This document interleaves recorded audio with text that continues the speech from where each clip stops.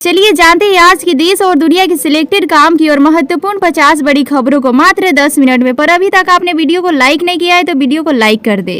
प्रधानमंत्री नरेंद्र मोदी ने बुधवार को बिहार के राजगीर में नालंदा विश्वविद्यालय के नए कैंपस का उद्घाटन किया। प्रधानमंत्री नरेंद्र मोदी ने उद्घाटन से पहले राजगीर के प्राचीन नालंदा के खंडहरों का दौरा किया।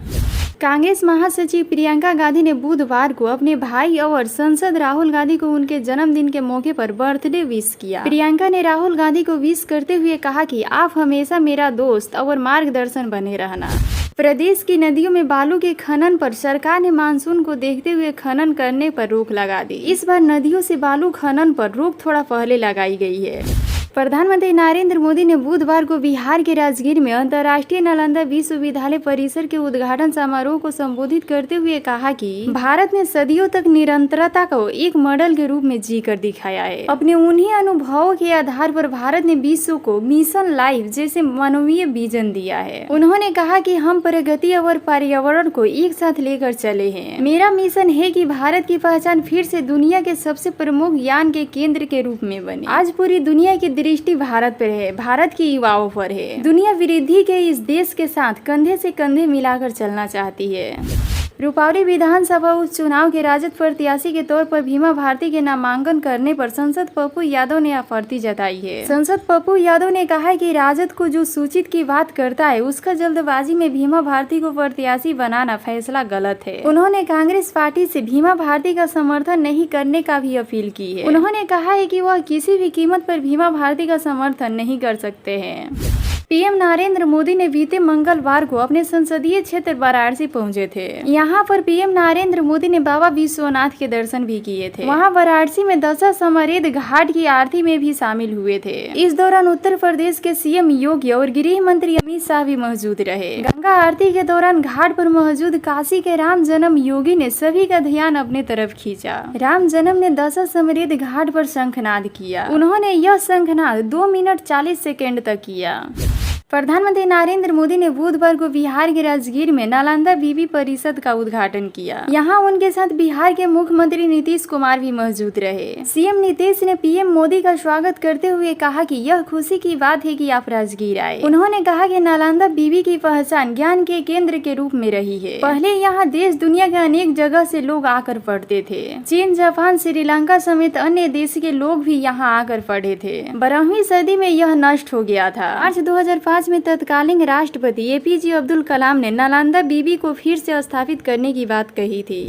गठबंधन सरकार की एक बहुत बड़ी कमजोरी होती है कि विपक्ष हर समय इसी दावे में लगा रहता है कि बहुत जल्दी यह सरकार गिर जाएगी। वैसे ही कुछ आजकल कांग्रेस के बड़े नेता कह रहे हैं। पहले मल्लिकार्जुन खड़गे और अब राहुल गांधी ने यह बात कही है। कांग्रेस सांसद राहुल गांधी ने विदेशी मीडिया से बात करते हुए यह दावा किया है कि छोटी सी गड़बड़ी से मोदी सरकार गिर सकती है। इतना ही नहीं, राहुल गांधी ने यह दावा भी करते हुए कहा है कि मोदी खेमे में काफी असंतोष है और कई लोग उनके संपर्क में हैं।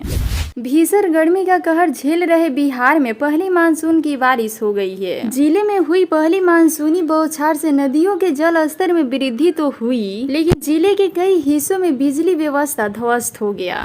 यह समस्या इतनी बढ़ती जा रही है कि कुछ जगहों पर 40-50 घंटों से बिजली गायब है। हालांकि बिजली गुल होने की समस्या सबसे ज्यादा ग्रामीण इलाकों में देखने को मिल रही है। वित्त मंत्री निर्मला सीतारमण ने जुलाई के तीसरे हफ्ते में लगातार 7वां बजट पेश करेंगी। प्रधानमंत्री नरेंद्र मोदी के नेतृत्व वाली एनडीए सरकार के तीसरे कार्यकाल का ये पहला बजट है।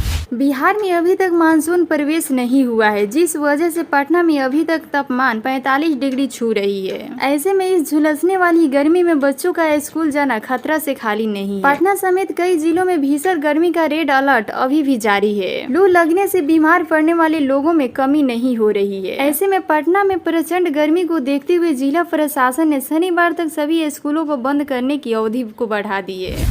मोदी सरकार ने तीसरा वर्ष संभालने के बाद से किसानों को एक के बाद एक तोहफा दिया है। किसान सम्मान निधि का 17वां किस्त जारी करने के बाद अब और किसानों का एक और तोहफा दिया है। मोदी कैबिनेट ने 14 फसलों की एमएसपी को बढ़ा दी है। दिल्ली के सीएम अरविंद केजरीवाल ने 100 करोड़ रुपए का रिश्वत ली है। इस मामले में ईडी का दावा है कि उनके पास अरविंद केजरीवाल द्वारा रिश्वत लेने का सबूत है। बिहार में भीषण गर्मी का प्रकोप जारी है। सूबे के हीटवे और गर्मी से मंगलवार को 29 लोगों की मौत हो गई। मरने वाले लोग सबसे ज्यादा कैमूर के हैं। यहाँ बीते 24 घंटे के भीतर 11 लोगों ने दम तोड़ दिया। इसके अलावा सासाराम में 6, मोतिहारी में 3, औरंगाबाद में 3, बक्सर में 3, आरा, अरवल एवं गाया में एक व्यक्ति की लू लगने से जान गई। सिकटी में करोड़ों की लागत से बना पुल ध्वस्त होकर जल में समा गया। लोगों की आशा भरी निगाहें इस पुल पर आवागमन की प्रतीक्षा कर रही थी। यह नवनिर्मित पुल भारत नेपाल सीमा पर स्थित सिकटी प्रखंड के ठेगपुर पंचायत के अंतर्गत आती है। राहुल गांधी ने लोकसभा चुनाव 2024 में 2 लोकसभा सीट से रायबरेली और वायनाड से दोनों जगहों से जीत हासिल की थी, लेकिन उनको एक सीट छोड़नी पड़ी और राहुल गांधी रायबरेली से सांसद बने रहे। जबकि वायनाड सीट पर हो रहे उपचुनाव में प्रियंका गांधी को मैदान में उतारा गया है। मानसून में देरी और प्रचंड गर्मी के चलते सब्जियों की कीमतों में आग लग गई है। पिछले कुछ हफ्तों से आलू, प्याज और टमाटर की कीमतों में लगभग 20 से 50% तक बढ़ चुकी है। लगातार तीसरी बार प्रधानमंत्री बनने के बाद पीएम मोदी की जम्मू कश्मीर की यह पहली यात्रा है। प्रधानमंत्री नरेंद्र मोदी 20 और 21 जून को जम्मू कश्मीर का दौरा करेंगे। योगी सरकार वर्ष 2027 तक प्रदेश को मलेरिया मुक्त करने के लिए प्रतिबद्ध है। ऐसे में योगी सरकार मलेरिया के हर केस की जांच एवं हर मरीज को पूर्ण इलाज पर जोर दे रही है। सीएम योगी की मांसा के अनुरूप राष्ट्रीय वेक्टर जनहित रोग नियंत्रण कार्यक्रम के तहत जून को मलेरिया रोधी माह के तौर पर मनाया जा रहा है। प्रदेश में इस साल अब तक 771 मलेरिया के मरीज मिले हैं। लोकसभा चुनाव के बीच आम आदमी के लिए दाल रोटी महंगी हो गई है। पिछले 1 महीने में लगभग सभी आवश्यक वस्तुओं की कीमतें में 15% से 20% तक बढ़ोतरी हुई है। दाल, चावल, आटा, चीनी, तेल, मसाले सबकी कीमतें बढ़ गई है। पिछले 3 महीने में दाल की कीमत 15 से 30 रुपए प्रति किलो बढ़ गई है, जिसमें अरहर, चना, उड़द सारी दालें शामिल है। ऑस्ट्रेलिया में मई में शुरू हुआ बर्ड फ्लू का प्रकोप लगातार बढ़ता जा रहा है। मिनर्वल के 7वें विक्टोरिया फार्म में वायरस का पता चलने के बाद देश इस वायरस के सबसे बड़े प्रकोप का सामना कर रहा है। यह प्रकोप मई में शुरू हुआ और सख्त नियंत्रण उपयोग के बावजूद फैलता रहा। प्रधानमंत्री नरेंद्र मोदी गुरुवार को जम्मू कश्मीर में 1,05 करोड़ रुपए की अधिक की 84 प्रमुख परियोजनाओं का उद्घाटन और शिलान्यास करेंगे। पीएम मोदी आज सड़क बुनियादी ढांचे, जल आपूर्ति परियोजनाएं और उच्च शिक्षा बुनियादी ढांचे आदि से संबंध में परियोजनाओं का उद्घाटन करेंगे। मोदी सरकार में शामिल होते ही केरल में जनता दल के सामने अस्तित्व का संकट खड़ा हो गया है। हालत ऐसी बन गई है कि प्रदेश में अब जेडीयू पार्टी पूरी तरह से खत्म हो सकती है। पाकिस्तान में बकरीद के मौके पर इस बार 12 लाख जानवरों की कुर्बानी दी गई। पाकिस्तान टेनर्स एसोसिएशन में बुधवार को एक बयान में इस मामले का खुलासा किया। पाकिस्तान में इस बार बकरीद के मौके पर 2,90,000 गाय, 3,30,000 बकरी, 3,85,000 भेड़ और 98,000 ऊँट को काटा गया। इसके अलावा 1,65,000 भेड़ों को भी कुर्बानी दी गई। बकरीद के दिन पाकिस्तान में काटे गए जानवरों की कीमत 500 अरब से ज्यादा की बताई गई है। सिर्फ खाल की कीमत 85 अरब बताई जा रही है।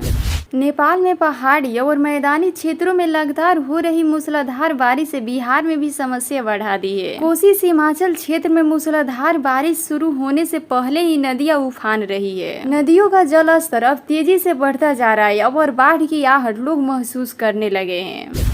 पिछले कुछ सालों से कांग्रेस सांसद राहुल गांधी ज्यादातर सफेद टी शर्ट पहने नजर आते हैं। भारत जोड़ो यात्रा हो या फिर भारत जोड़ो न्याय यात्रा, दोनों कार्यक्रमों के दौरान राहुल गांधी के सफेद टी शर्ट की खूब चर्चा हो रही थी।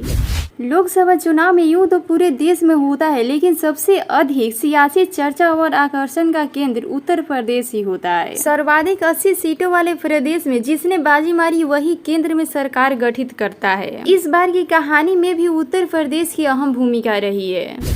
प्रचंड गर्मी से तपते बिहार वासियों के लिए राहत की खबर है। बुधवार शाम से गुरुवार सुबह तक कई जिलों में मानसून की बारिश होने से मौसम सुनहरा हो गया है। आज भी किशनगंज, पूर्णिया, कटिहार समेत कई जिलों में बारिश का ऑरेंज अलर्ट जारी किया गया है। धरती पर 30 से 35 तक की संख्या वाले रोज 2.3 की तीव्रता वाले भूकंप आते रहते हैं। इसमें कई बार 6.5 की तीव्रता वाला भूकंप आता है, तब धरती हिलने का आभार होता है। परंतु यदि जब 7.0 से 9.5 की तीव्रता वाला भूकंप आता है तो तबाही मच जाती है। लेकिन अब ऐसा जल्द ही होने वाला है। 7.0 से लेकर 9.5 तक की भूकंप बहुत जल्द ही आने वाला है। प्रधानमंत्री नरेंद्र मोदी की अध्यक्षता में हुई केंद्रीय मंत्रिमंडल की बैठक में खरीफ के 14 प्रमुख फसलों का न्यूनतम समर्थन मूल्य बढ़ाने का निर्णय कर दिया। मंत्रिमंडल के इस फैसले पर जहां सत्ता पक्ष की ओर से इसकी सराहना की गई, वहीं प्रमुख किसान नेताओं ने नाखुशी जाहिर की है। एक तरफ नीट का रिजल्ट रद्द करने और दोबारा पेपर कराने की मांग को लेकर आंदोलन जोर पकड़ रहा है, तो दूसरी तरफ पेपर लीक मामले के मास्टरमाइंड अमित आनंद ने कई बड़े खुलासे किए हैं। उसने कबूल किया है कि परीक्षा के एक दिन पहले पेपर लीक हुआ था।